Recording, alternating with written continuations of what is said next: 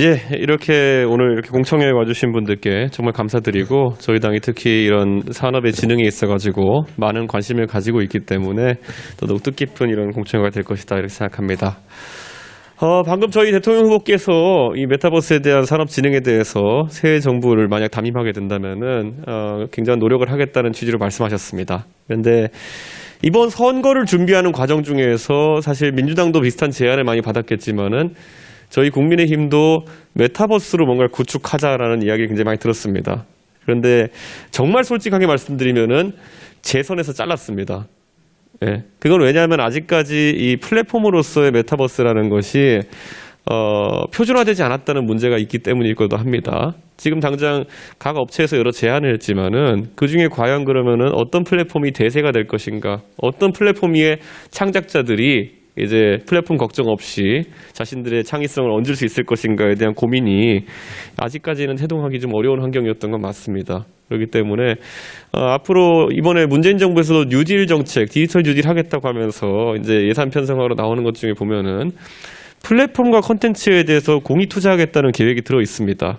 그런데 저는 이 플랫폼에 대한 부분에 투자라는 것이 결국엔 나중에 또 다른 갈라파고스화가 되지 않을까라는 우려가 있기 때문에 앞으로 우리가 컨텐츠 분야에 대한 비중을 좀 높여야 되는 것이 아니냐라는 그런 지향점을 좀 가지고 있습니다.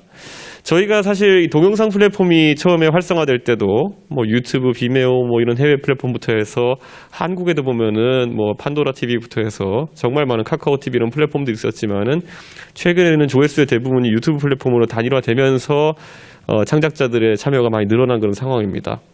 근데 이거는 영상 플랫폼보다 더 난감한 문제입니다. 영상 플랫폼은 결국에는 2D 컨텐츠로 결국에는 평면 해상도만 존재하고 그것을 어떤 코덱으로 인코딩해서 어느 사이트에 올리는지는 원소스 멀티 유지가 가능한 것은 사실이기 때문에 지금까지는 이런 플랫폼에 대한 문제가 적었지만은 메타버스에 있어가지고는 그 세계관 자체가 완전히 통용되지 않을 수도 있기 때문에 아직 창작자들이 여기에 대해 가지고 투자를 하기 어려운 것이 현실입니다. 그렇기 때문에 오늘 공청회나 이런 걸 바탕으로 해서 결국에는 컨텐츠라는 것을 발달시키기 위한 기초적인 작업들, 아까 여기 보면은 이제 법적으로 이런 컨텐츠들을 특성에 따라서 게임으로 분류하고 규제할 것이냐, 아니면 그의 다른 형태를 적용할 것이냐, 이런 논의도 굉장히 중요합니다. 그렇기 때문에 이런 것들을 잘 진행해 주시고 거기에 더해 가지고 결국에는 우리가 세계로 뻗어나갈 수 있는 컨텐츠들, 지금 유튜브 컨텐츠라고 하는 것도 국내 시장은 포화 상태에 이르렀기 때문에 벌써 제작자들이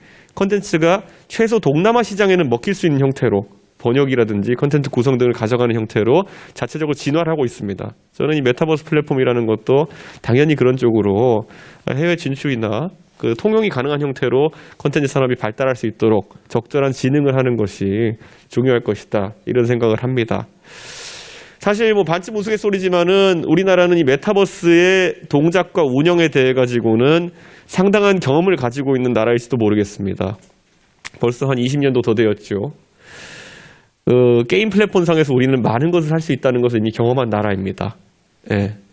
사실 수백만 명의 유저가 사용하던 리니지 같은 세계라고 하는 것은 뭐 지금의 메타버스와는 좀 다를 수 있겠지만은 어쨌든 하나의 세계관을 가지고 그 안에서 다양한 일들을 할 수 있는 플랫폼이 되었던 건 사실입니다.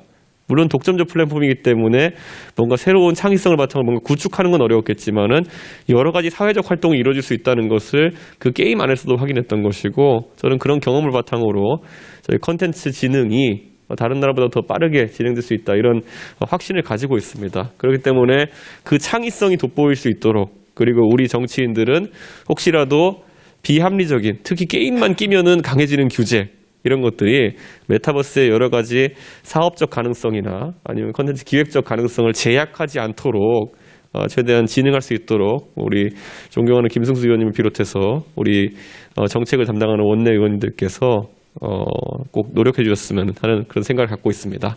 다시 한번 오늘 그 공청회 축하드리고요. 저도 이 메타버스 관련해서 계속 관심을 가지고 지켜보면서 저희 당의 입장을 많이 만들어 나갈 수 있도록 하겠습니다. 감사합니다.